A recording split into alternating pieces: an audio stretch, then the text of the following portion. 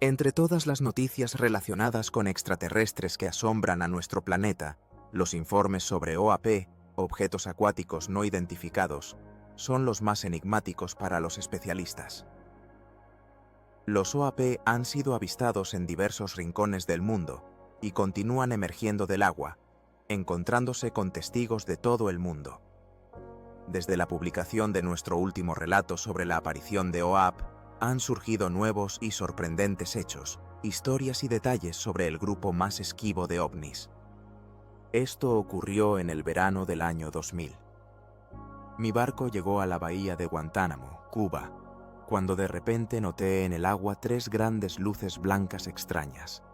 Esto se convirtió en la primera confirmación de la existencia de anomalías submarinas en las aguas de nuestros océanos y mares. Los OAP pueden dejar numerosos círculos en la superficie del agua. También se está descubriendo por qué uno de los primeros portaaviones estadounidenses con armas nucleares a bordo, Franklin Delano Roosevelt, continuó atrayendo ovnis y OAP durante más de 30 años. Yo me encontraba en el portaaviones Franklin Roosevelt en 1958 y vi un ovni cuando estábamos en el mar. Desde nuevos informes sobre ovnis en el fondo marino hasta historias de hace un siglo, los expertos siguen rascándose la cabeza. ¿Quiénes son los primeros habitantes de este planeta? ¿Nosotros o ellos? La verdad sobre Amenello. Huellas en la profundidad. A principios del año 2006, tras ver en el canal History un programa sobre Amenello en las profundidades marinas, el suboficial de la Marina de los Estados Unidos, Charles Howard, quien sirvió durante 36 años, se puso en contacto con el canal, ofreciendo contar sus historias sobre los inusuales y aterradores objetos acuáticos no identificados. El suboficial Howard, quien sirvió 17 años en la Marina, comparte su historia del primer encuentro con un fenómeno que podría llamarse OAP. En el canal History estaban transmitiendo un programa sobre ovnis y OAP. Y estaba muy contento, ya que yo también tenía experiencia que no había compartido con nadie. Decidí que sería interesante. En el verano del año 2000, el barco de Howard Thorne llegó a la base de Guantánamo en Cuba después de ejercicios programados. Ya era tarde, alrededor de las 10, y regresaba al barco. Caminaba por el muelle. Ese día estaba muy cansado y quería volver antes que todos para poder dormir un poco.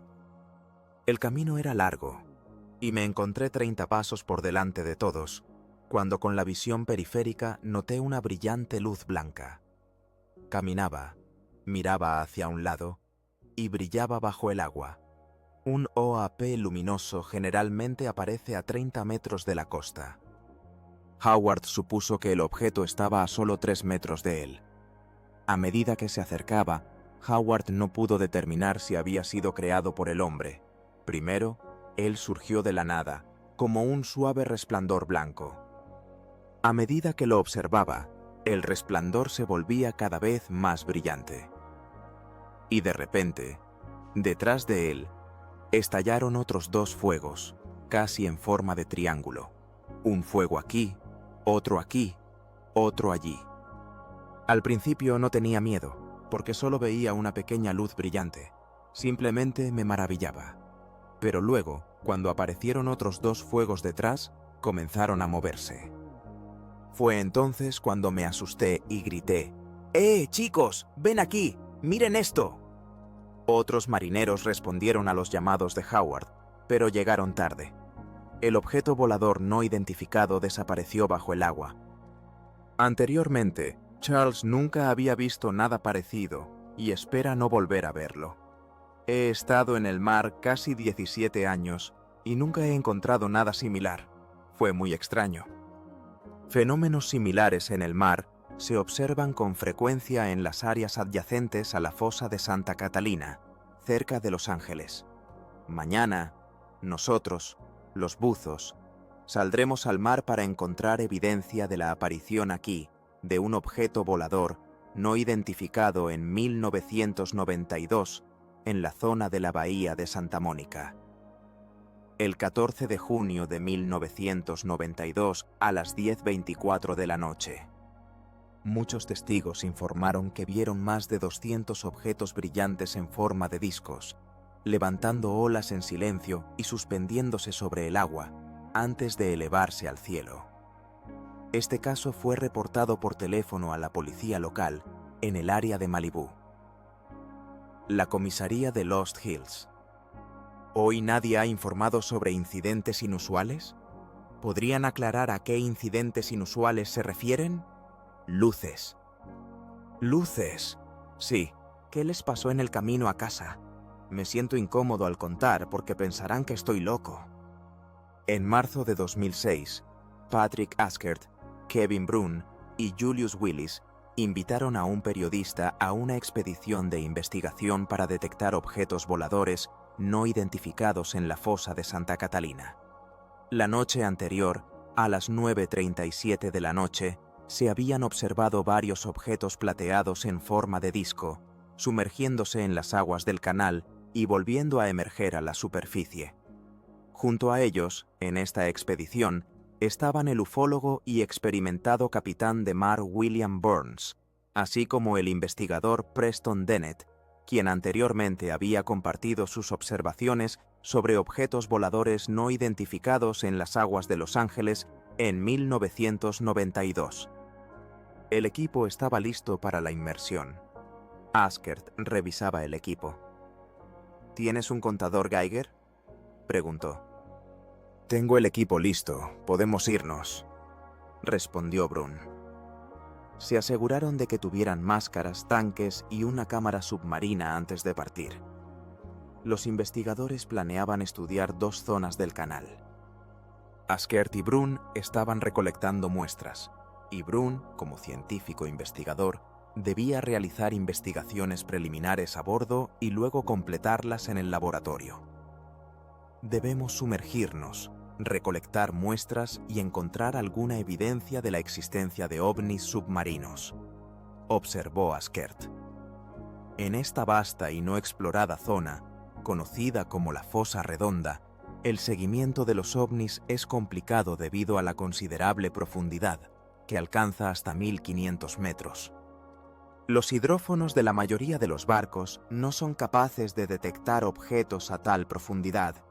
El barco, llamado Pacific Star, zarpó de las costas de Redonda Beach, California, a las 8:37 de la mañana, dirigiéndose hacia el oeste en las oscuras aguas del Océano Pacífico. El equipo luchaba contra fuertes vientos y olas, y uno de los miembros de la tripulación expresó su preocupación. «Temo que el viento se intensifique. Si las olas aumentan, la distancia al fondo cambiará. Esto es muy peligroso y puede interferir con la búsqueda». A las 9:22 de la mañana, el equipo notó por primera vez algo inusual en la superficie del agua. «Miren, increíble, una anomalía asombrosa», exclamó uno de los miembros del equipo. En la superficie se formó un vórtice circular de aproximadamente 4,5 metros de diámetro, que pulsaba constantemente, desapareciendo tan rápido como aparecía. Pueden no creerlo, pero aquí ha habido numerosos naufragios de ovnis, al menos 40 o 50. Así que es muy posible que haya algo aquí, incluidos restos de ovnis. El capitán ordenó anclar a 2 millas náuticas de este lugar. Queremos averiguar si hay restos en el fondo de la fosa, si quedan huellas en el suelo, si ha cambiado el fondo radiactivo, si hay objetos extraños, explicó. La noche anterior se había observado un objeto en este lugar, y si había dejado algo atrás, el equipo planeaba llevar muestras a la superficie para un estudio más detallado. Sin embargo, la visibilidad bajo el agua era muy mala, solo de 1 a 3 metros. «Casi no vi nada mientras estábamos abajo», confesó Askert. A pesar de esto, recolectó muestras para análisis. «No vi nada, solo el haz de mi linterna, que se perdía en la oscuridad», añadió, sintiendo incomodidad en la impenetrable oscuridad. Debido a la mala visibilidad, el grupo decidió alejarse otros 6 o 5 kilómetros más, en busca de un lugar más adecuado para investigar. Si necesitas esconderte, este es el mejor lugar, observó uno de los buzos. A medida que la visibilidad bajo el agua empeoraba, los buzos prepararon una cámara más sensible para filmar a mayor profundidad. Aquí tienes tu cámara. Ya la he instalado, dijo uno de los miembros del equipo, preparándose para la siguiente inmersión. Configurar el equipo a la máxima sensibilidad en condiciones de poca luz era críticamente importante. Si hay algo en el océano, debe ser visible. Los buzos recogían muestras del fondo, examinándolas en busca de rastros químicos y radiactividad. Los objetos submarinos no identificados, o OSNIs, dejan huellas, y es posible que sean magnéticamente activos o tengan una alta carga eléctrica. En este lugar, la mejor visibilidad permitía a los buzos recolectar material, y en ese momento notaron algo inusual. Uno de los participantes de la expedición, expresando satisfacción, decía: «Estoy contento con lo que hemos recolectado». Era necesario medir el nivel de radiación con contadores Geiger. «Excelente. Aquí todo está limpio. Hay mucho sedimento del fondo». «Mira, tengo algo», añadió él, cuando el contador mostró un aumento en el nivel de radiación. «Ahora se requieren más investigaciones, el resto en el laboratorio». No es de extrañar que los OSNIs elijan esta área. Es fácil esconderse aquí, reflexionaba otro participante. No sabemos cuál será el resultado hasta que lo verifiquemos todo, pero es un proceso largo. Estamos tratando de comprobar nuestras hipótesis mediante experimentos rigurosamente controlados. Intentamos eliminar variables, pero es bastante difícil excluir todas las variables con las que estamos tratando. Así que por ahora estamos en la fase de observación. Pero si aparece algo extraño o que requiera más estudio, volveremos a esto. Kevin, uno de los investigadores, estuvo de acuerdo. Si quieres encontrar algo, tienes que buscar. Sin embargo, las investigaciones posteriores arrojaron resultados poco concluyentes. No obstante, debido al resultado positivo de la muestra número 2, se programó una expedición más seria para el otoño de 2006. Tenemos que volver. Entre todos los logros de la construcción naval estadounidense después de la Segunda Guerra Mundial, pocos podían superar al portaaviones Franklin Delano Roosevelt en potencia y características técnicas.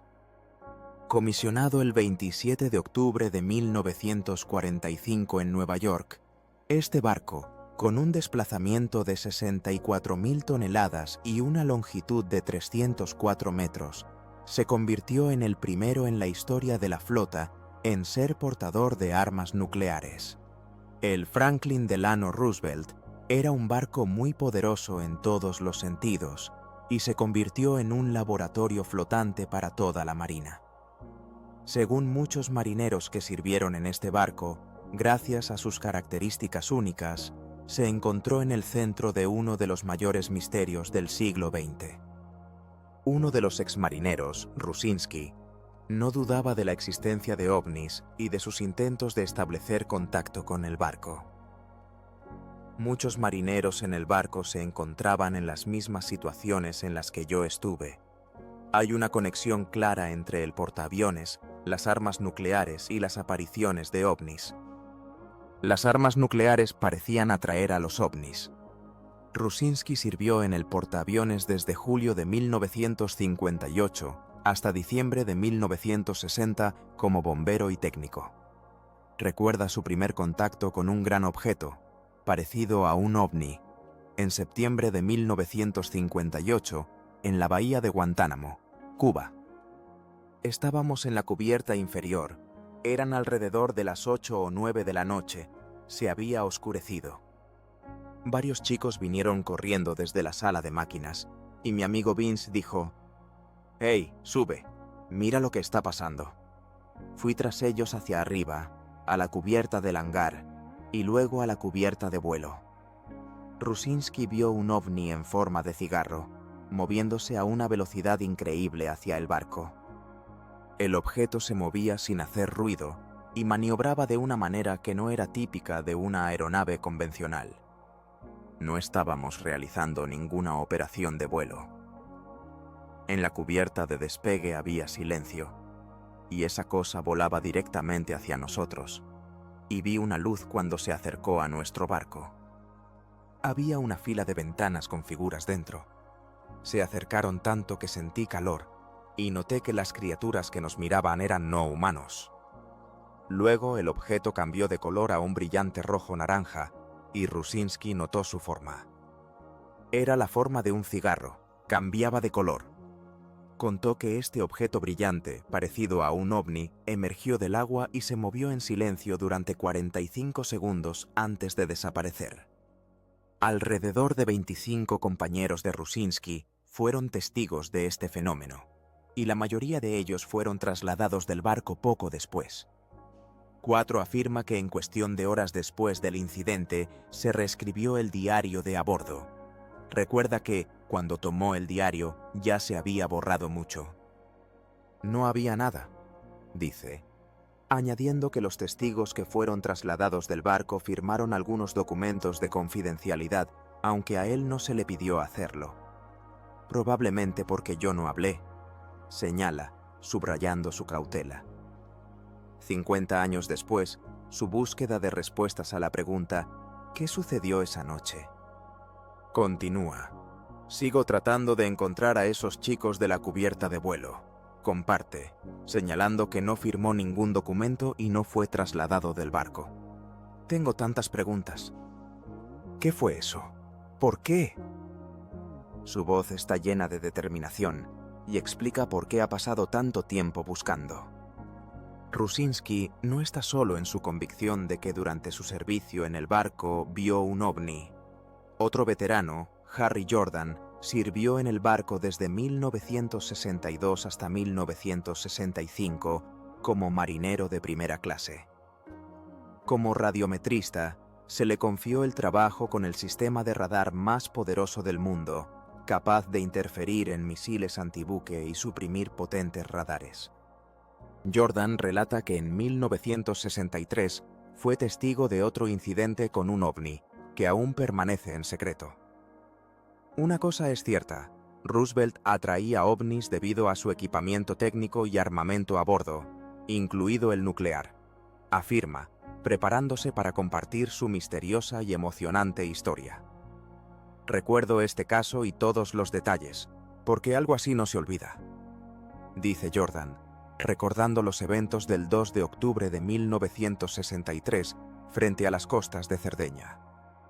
Eran alrededor de las 2 de la madrugada, y él estaba observando la pantalla de su radar. Todo estaba en orden, hasta que de repente apareció un contacto en el radar. Recuerda, el objeto estaba a una altitud de 24 kilómetros, prácticamente inalcanzable para la mayoría de las aeronaves. La primera señal en la pantalla del radar apareció alrededor de las 2:30. El objeto estaba a 1000 kilómetros del barco a una altitud de 24 kilómetros, luego a 500 kilómetros, a una altitud de aproximadamente 10 kilómetros y, finalmente, a 100 kilómetros, a una altitud de 34 kilómetros del barco por el lado de babor. Continúa Jordan. Informó de esto al oficial de guardia, quien vino, siguió todo el proceso, confirmó sus observaciones y lo reportó al oficial de guardia en el puente. Después de esto, el oficial de guardia despertó al capitán y el objeto comenzó a descender. El objeto en la pantalla de mi radar aceleraba a una velocidad que ningún avión podría soportar, dice Jordan. Esa cosa recorrió 16 kilómetros en cuestión de segundos y se movía a una velocidad de 6.500 kilómetros por hora. Describe cómo el objeto hacía giros angulares a la derecha, en una trayectoria que recordaba a la letra Z, como si alguien hubiera disparado en su campo de visión. El objeto no tenía ninguna firma, lo que parecía extraño, añade. Después de su informe, el capitán Roosevelt ordenó elevar al aire un par de cazas Phantom de guardia para echar un vistazo más de cerca al extraño objeto. Los aviones se despegaron de la cubierta del portaaviones a toda potencia y uno tras otro se elevaron al cielo, recuerda Jordan. Los cazas tomaron rumbo 12 y sintió que algo inusual estaba ocurriendo, algo que iba más allá de las operaciones de vuelo habituales. Los Phantoms, a 32 kilómetros del lugar, intentaban establecer contacto visual con el objeto. El objeto en la pantalla de mi radar continuó acercándose al barco, antes de desaparecer tras un breve destello, dice él. Apareció en la pantalla derecha en el puesto de control de vuelo. Luego el contacto comenzó a desvanecerse durante 20 a 30 segundos, después de lo cual escuché a uno de los pilotos decir, «¡Qué demonios!», y eso fue todo lo que escuché. Un momento después, el objetivo regresó, desapareció tan rápido, y ahora se volvió más grande y más cercano. Apenas los aviones aterrizaron, el contacto apareció nuevamente desde la popa, y alguien en el puesto de control gritó, «¡Qué demonios!». Recuerda Jordan, subrayando que alrededor de 15 personas estaban allí con binoculares, observando este fenómeno misterioso. A las 2:32 de la noche, ante los ojos del equipo del portaaviones Roosevelt, un objeto submarino no identificado flotó en el aire durante un instante a unos 30 metros del barco, antes de desaparecer. Uno de los miembros del equipo, Jordan, describe ese momento. «Vi un objeto en forma de Z. Luego se detuvo, parpadeó y luego desapareció». Jordan, con experiencia en electrónica de aviación soviética, coreana y china, afirma que si hubiera sido un meteoro, se habría quemado en la atmósfera. Habría visto en la pantalla las características estelas, pero todo simplemente desapareció en 2 o 3 segundos, añade él. En el diario del barco, Jordan registra el incidente como la aparición de un ovni. Después de unos segundos, se acerca a él el comandante del barco. «Jordan, ¿qué escribiste en el diario?», pregunta él. «Tuve un ovni. Anoté el número de contacto y se lo mostré al comandante», responde Jordan. Sin embargo, el comandante ordenó eliminar la anotación. «Mi comandante estuvo de acuerdo conmigo, pero no en todo». «Sí, Jordan, así fue. Jordan, nadie debe saberlo», dice él. Jordan, respetando a su comandante y a la flota, guardó silencio durante 20 años. «Fue un momento histórico para la Marina estadounidense y lo borraron del diario», subraya él. Sin embargo, este no es el único caso en el que Roosevelt se encontró con un NPO. En sus 32 años de servicio inusualmente corto, el portaaviones se enfrentó a al menos 6 incidentes similares. Sí, Roosevelt parecía atraer NPOs. Ha visto a varios extraterrestres, señala Jordan. Entrevistó a 3 personas que estaban a bordo de Roosevelt en el momento en que se vieron grandes ovnis sobre el barco. Estos testigos observaron los objetos y reportaron sobre ellos utilizando la electrónica del barco. Franklin Delano Roosevelt se convirtió en el primer portaaviones que tuvo de manera permanente armas nucleares a bordo, y parecía que la aparición de ovnis estaba relacionada con este factor. La primera confirmación de esto se obtuvo en el Mar del Norte, frente a las costas de Inglaterra, durante maniobras de las fuerzas navales de la OTAN. En septiembre de 1952, la OTAN inició la operación Grota Brass, el primer ejercicio colectivo multilateral después de la guerra. Roosevelt participó en estos ejercicios frente a las costas de Dinamarca, donde ocurrieron algunas de las apariciones de ovnis más increíbles de la historia. El Ministerio de Defensa del Reino Unido también registró este incidente como una aparición de ovnis. En los ejercicios participaron 200 barcos, 1.000 aviones y más de 80.000 soldados de diferentes países de la OTAN. La dirección de las maniobras se llevó a cabo desde el Roosevelt, el barco más grande y avanzado de la época. El portaaviones lideraba un grupo operativo cuyo objetivo era evitar que los submarinos soviéticos cruzaran el Mar del Norte hacia el Atlántico. Sin embargo, en el fondo del Mar del Norte, al norte de las costas de Europa, podría haber una base de ovnis. Nosotros los observábamos y ellos nos observaban a nosotros, dice Jordan. El 13 de septiembre de 1952, el destructor danés Billy Moyes se encontraba en el mar Báltico, al norte de la isla de Bornholm. De repente, el teniente de navío Schmidt-Esson y varios miembros de la tripulación vieron un objeto triangular luminoso que se movía a gran velocidad sobre el agua, muy cerca de la proa del barco. El objeto azuloso se dirigió hacia el oeste, luego de repente giró hacia el sureste, directamente hacia el Roosevelt. Durante la semana siguiente se registraron varias otras apariciones de ovnis en diferentes lugares, desde Dinamarca hasta la sede del comando de la operación en Escocia. El 20 de septiembre de 1952, a las 7:30 de la mañana, 3 oficiales daneses observaron un objeto brillante en forma de disco que se elevaba del agua y pasaba sobre ellos.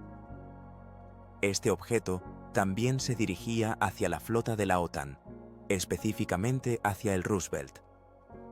El ovni de color metálico se dirigió rápidamente hacia el este y desapareció entre las nubes. Menos de un día después, el 21 de septiembre de 1952, 6 pilotos británicos notaron sobre el Mar del Norte un objeto esférico brillante que se elevó del agua y se acercó silenciosamente a la formación de la escuadra. Intentaron perseguirlo. Sin embargo, el objeto se escapó rápidamente de la persecución. El veterano del Roosevelt, Jordan, afirma que hace más de 40 años habló con testigos que también fueron testigos de estos misteriosos eventos. Al contactar con 3 o 4 destructores, los militares no podían entender qué estaba sucediendo cuando un objeto, de casi 500 metros de ancho, emergió del agua y dañó uno de los barcos. Más tarde se informó sobre la colisión de 2 destructores, pero, según un testigo, no fue así. El operador declaró que la maldita cosa salió del agua y despegó. Según los informes, todos estos incidentes compartían una característica aterradora. Los testigos sentían que los objetos submarinos los observaban desde cerca. Después de la operación Grotto Bra, numerosos marineros y pilotos de la Fuerza Aérea, incluidos miembros de la tripulación del Roosevelt, informaron sobre sus observaciones. Fue un caso en el que muchos fueron testigos de la aparición de ovnis. A bordo del portaaviones Roosevelt, había un periodista acreditado que observaba cómodamente el aumento de la actividad de los ovnis a través del objetivo de su cámara. El 20 de septiembre de 1952, a las 11 de la mañana, varios miembros de la tripulación notaron otro ovni esférico, de rápido movimiento, que se elevó del agua al aire, justo detrás de los flotelistas. El periodista Ollis Litwin, que seguía el desarrollo de la operación, dirigió su cámara Canon hacia el horizonte y tomó 2 fotos de discos que se movían rápidamente, que parecían ignorar todas las leyes de la gravedad. Se decía que los especialistas de la Marina estudiaron las fotos, pero no aparecieron informes oficiales. Wallace Litwin capturó los discos voladores sobre el portaaviones Roosevelt durante la operación Grotto Bras. En las fotografías se puede ver cómo el objeto pasa sobre el barco y se puede distinguir la isla del portaaviones y parte del ala de un avión. En las imágenes parece que sobre el barco vuela un brillante destello, pero los testigos afirmaron que tenía forma de disco. Las apariciones de NPO sobre la cubierta del portaaviones Roosevelt durante la operación Grotto Bras no eran una novedad para los oficiales y marineros del barco. Se decía que el general Dwight Eisenhower también había visto objetos similares cuando visitó el portaaviones como invitado. Los testigos de los eventos no querían hablar de ello, en primer lugar, porque fueron intimidados, y en segundo lugar, no querían parecer idiotas. Según los expertos, muchos documentos sobre la operación Grotto Brass permanecieron clasificados. Surge la pregunta: ¿tienen las autoridades razones para mantener en secreto eventos de hace 50 años? Los militares de todo el mundo percibían lo que estaba sucediendo como una amenaza. Se decía que si podían penetrar en el espacio aéreo, también podían infiltrarse en zonas restringidas. Vuelan más rápido que nuestros aviones más veloces. ¿Significa esto que son hostiles? Aunque muchos veteranos del Roosevelt sospechan que las características únicas del barco atrajeron la atención de extraterrestres, a algunos les resulta incomprensible si toda la actividad observada puede considerarse como evidencia. Quizás ellos también crean que los ovnis existen. Ahora, los colegas de Ivan Sanderson te invitan a un viaje. El NPO, objeto submarino no identificado, es un fenómeno que ha existido durante mucho tiempo. Mi amigo y colega Ivan Sanderson comenzó a estudiarlo hace bastante tiempo. Estas criaturas nos visitan constantemente, y este fenómeno se menciona a menudo en los informes. En su libro, Residentes Invisibles, Ivan Sanderson planteó una inquietante idea. Estas criaturas no son extraterrestres, ya están entre nosotros. Las investigaciones del zoólogo y exespía británico continúan sorprendiendo y aterrorizando tanto a especialistas como a simples curiosos. En su polémico libro Residentes Invisibles, publicado hace 70 años, Iván nos abrió los ojos a un aterrador reino de objetos submarinos no identificados. La base del libro de Sanderson se sustenta en dos teorías principales sobre los NPO. La primera es que los NPO en realidad ya están aquí, ya sea que hayan evolucionado junto con la Tierra o que hayan llegado del espacio hace mucho tiempo y se hayan asentado en nuestros océanos. Al hablar de los ovnis submarinos, es importante considerar que 3/4 partes de la Tierra están cubiertas de agua, y se han observado ovnis en todos los países del mundo. Esto hace que sea bastante lógico suponer que utilizan los océanos, ya que la humanidad aún no ha explorado completamente este recurso. Las investigaciones de Ivan Sanderson sobre los NPO conducen a conclusiones inesperadas. Si más de la mitad de los ovnis han sido avistados en el agua o sobre ella, esto significa que más de la mitad de los ovnis son, en esencia, objetos submarinos. Sanderson afirma que la mitad de los ovnis fueron vistos precisamente sobre el agua, lo que plantea la pregunta: ¿existe bajo el agua en el planeta una civilización entera de seres para quienes el fondo del océano es tan hogar como los territorios que habitamos? Él sugiere que estos habitantes podrían haberse asentado aquí mucho antes de la aparición del ser humano. Para respaldar su teoría, Sanderson propuso la idea de que existen en la Tierra varios puntos críticos que forman rutas inusuales, a las que llama vórtices patológicos. Al identificar lugares donde desaparecen barcos y aviones, notó que las apariciones de NPO están estrechamente relacionadas con triángulos donde se registran extrañas anomalías magnéticas. Esto lo llevó a preguntarse si en estos lugares inusuales, conocidos como triángulos y vórtices, habitan seres extraordinarios y si se han observado NPO allí. La teoría de los vórtices de Sanderson tiene otro aspecto amenazante. La mayoría de las zonas anómalas se encuentran en áreas ricas en recursos hídricos. Él realizó investigaciones y descubrió que en la línea que rodea el planeta y que pasa por los polos geográficos y magnéticos, con mayor frecuencia desaparecen aviones y barcos, así como aparecen ovnis. Después de 17 años de investigaciones, Sanderson llegó a una conclusión sorprendente. Existe una clara relación entre la alta frecuencia de informes sobre ovnis y las zonas con un campo gravitacional inusual o vórtices. Entre las zonas específicas donde se encuentran estos fenómenos están los misteriosos triángulos de las Bermudas, en Japón y Australia. Sanderson insta a no quedarse de brazos cruzados, afirmando que esto no existe, sino que en su lugar hay que ir y demostrarlo. Él cree que las inusuales zonas magnéticas de la Tierra y la frecuente aparición de ovnis están relacionadas. Algunos investigadores definen las zonas de vórtices como lugares de dislocación de bases de ovnis, lo que plantea la cuestión de la existencia de bases submarinas. Sanderson reflexiona sobre si realmente son extraterrestres del espacio y si interactúan con nosotros.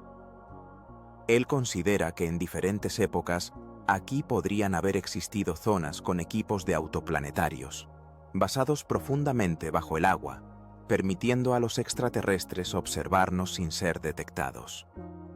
Es posible que los ovnis ya hayan estado en nuestro planeta desde hace mucho tiempo, existiendo aquí mucho antes que nosotros. Uno de los casos notables, aunque olvidados, relacionados con ovnis, es el incidente con el barco St. Andrew frente a las costas de la provincia canadiense de Nueva Escocia el 30 de octubre de 1906. El barco, que cruzaba el Atlántico en un viaje de Halifax a Hamburgo, fue testigo de un ovni. Sanderson describió cómo a las 4:30 de la tarde el barco fue atacado por un enorme objeto en llamas que se movía en zigzag por el cielo, luego cayó al agua y desapareció. Según él, no podía ser un meteorito, ya que los meteoritos no se mueven en zigzag ni cambian de dirección.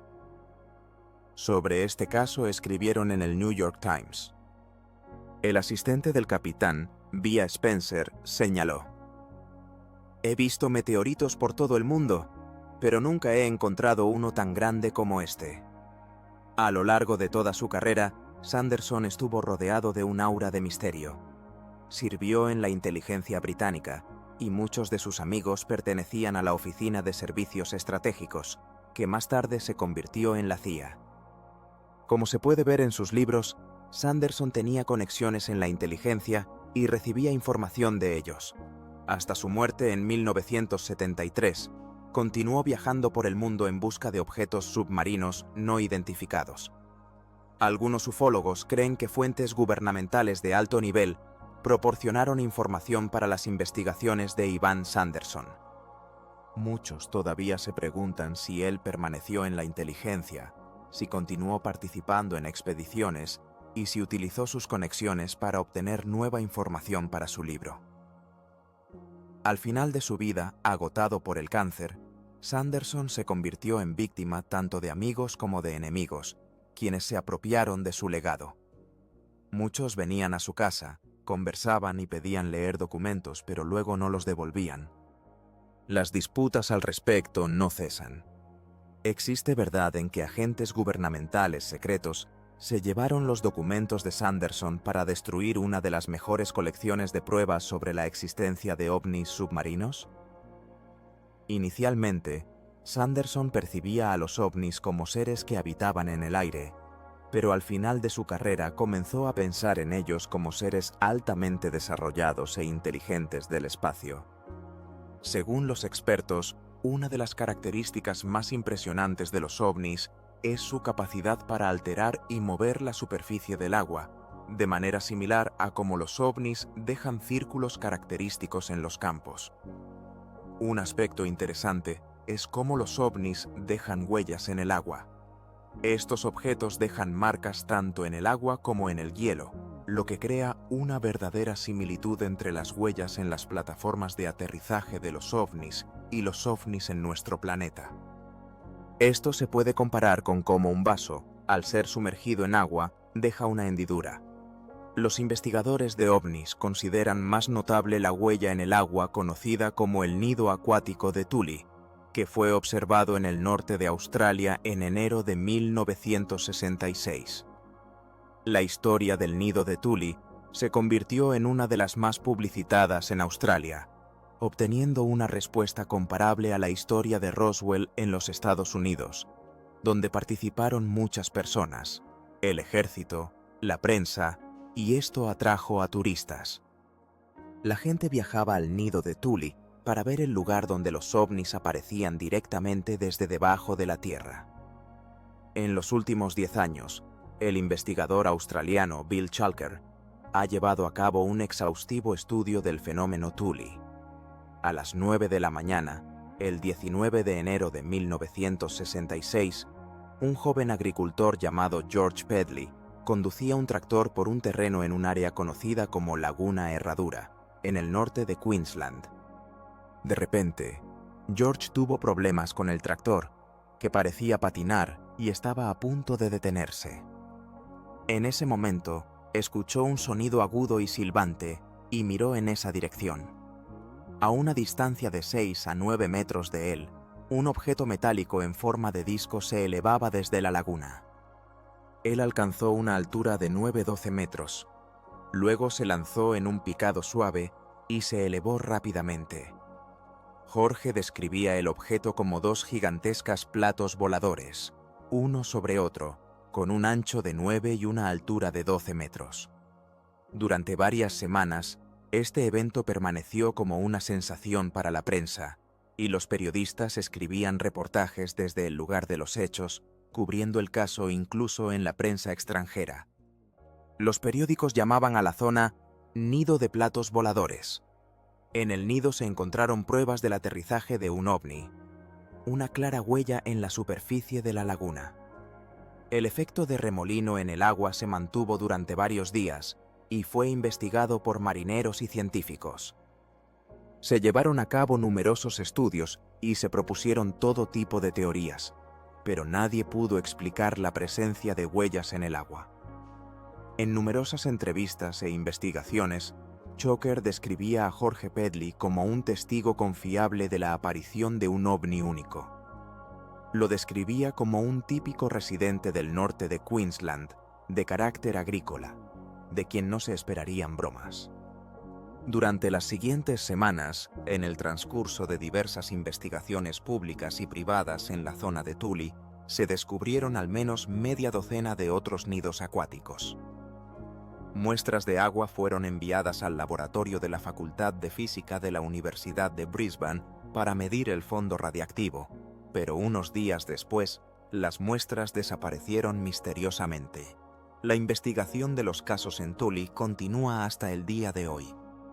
Al observar numerosos objetos submarinos no identificados en el pasado y en el futuro, muchos se preguntan, ¿por qué están aquí y qué pasará después? Un investigador, reflexionando sobre la magnitud del universo, afirma: «Estoy seguro de que nuestro universo es enorme. Hay muchos mundos habitables. ¿Por qué deberíamos considerarnos los únicos seres inteligentes?» Algunos científicos ven los últimos eventos relacionados con ovnis como ominosos. Uno de ellos añade: «Creo que las civilizaciones extraterrestres han estado observando nuestro desarrollo en los últimos 100 años, sabiendo cuán grandes son nuestras perspectivas y cuán grande es el riesgo». Él enfatiza: «Sin duda, algo está sucediendo. Nos lo están ocultando, nos están mintiendo». Con un sentido de inquietud, expresa su deseo: «Me gustaría asistir a una audiencia en el Congreso y detener el flujo de tonterías para ver qué está pasando». La pregunta que plantea suena inquietante. ¿Significa esto que en el planeta Tierra se avecinan ciertos eventos, cataclismos, el fin del mundo, y que los ovnis vienen a la Tierra porque la Tierra está en peligro? Reflexiona sobre las posibles consecuencias. Quizás estamos acercándonos al fin del mundo.